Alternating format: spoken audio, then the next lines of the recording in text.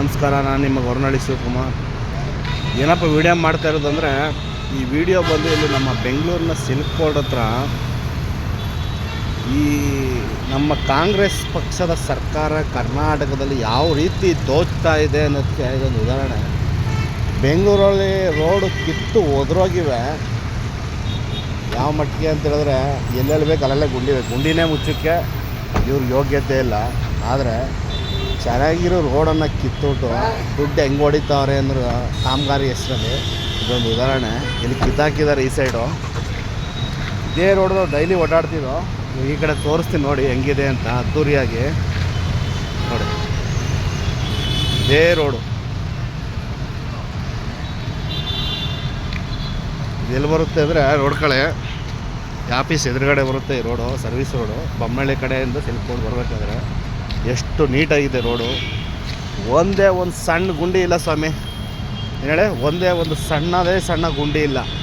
ಆದರೂ ಕೂಡ ಈ ರೋಡನ್ನು, ಸರ್ವಿಸ್ ರೋಡನ್ನು ಕಿತ್ತು ಬಿಸಾಕಿದ್ದಾರೆ.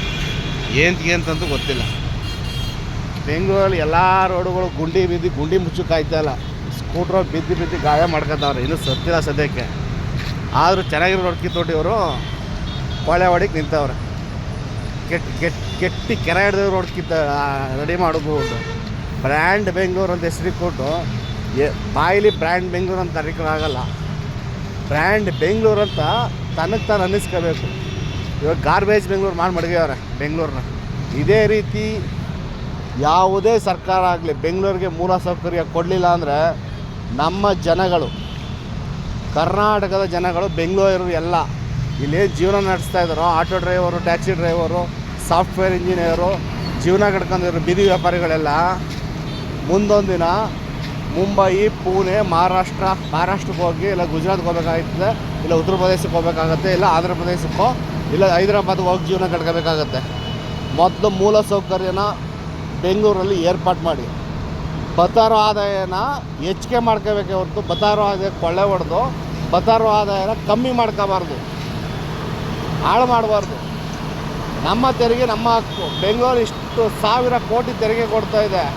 ಅದರ ಒಂದು 50% ಬೇಡ, ಒಂದು 30% ಬೆಂಗಳೂರಿಗೆ ಖರ್ಚು ಮಾಡ್ತಾಯಿದ್ದಾರೆ ನೀವು. ಕರ್ನಾಟಕ ಸರ್ಕಾರದ ಯಾವುದೇ ಸರ್ಕಾರ ಆಗಲಿ ಮಾಡ್ತಾಯಿಲ್ಲ. 30% ಬೆಂಗಳೂರಿಗೆ ಅದು ಮಾಡ್ಕೊ ಮೂಲ ಸೌಕರ್ಯಕ್ಕೆ. ಬೆಂಗಳೂರು ಉದ್ಧಾರ ಆಗುತ್ತೆ. ದಯವಿಟ್ಟು ಇನ್ಮೇಲಾದ್ರೂ ಕೆಂಪೇಗೌಡರು ಕಟ್ಟಿರೋ ಬೆಂಗಳೂರು ವಿಸ್ತಾರವಾಗಿ ಬೆಳೆದಿದೆ. ಆ ವಿಸ್ತಾರವಾಗಿ ಬೆಳೆದಿರೋ ಬೆಂಗಳೂರನ್ನ ಉಳಿಸ್ಕೊಳ್ಳಿ, ರೆವಿನ್ಯೂನ ಹೆಚ್ಚಿಸ್ಕೊಳ್ಳಿ. ಜಾಗೃತರಾಗಿ. ಮಿಸ್ಟರ್ DK ಶಿವಕುಮಾರ್ ರವರ ದಯವಿಟ್ಟು ಬೆಂಗಳೂರನ್ನ ಕಾಪಾಡಿ, ಬೆಂಗಳೂರನ್ನ ಉಳಿಸಿ. ಕರ್ನಾಟಕದಲ್ಲಿ ಬೆಂಗಳೂರು ಉಳಿಬೇಕು. ಕನ್ನಡಿಗರಿಗೆ, ಬೇರೆ ಭಾಷಿಗರಿಗೆ ಜೀವನ ಕೊಟ್ಟಿದೆ. ನಾವು ಇಲ್ಲಿಂದ ಬೇರೆ ಕಡೆ ಹುಡುಕ ನಮ್ಮ ಜೀವನ ಸಾಗಿಸೋಕ್ಕಾಗಲ್ಲ. ದಯವಿಟ್ಟು ಬೆಂಗಳೂರನ್ನ ಉಳಿಸ್ಕೊಡಿ ಕನ್ನಡಿಗರಿಗಾಗಿ. ಜೈ ಹಿಂದ್.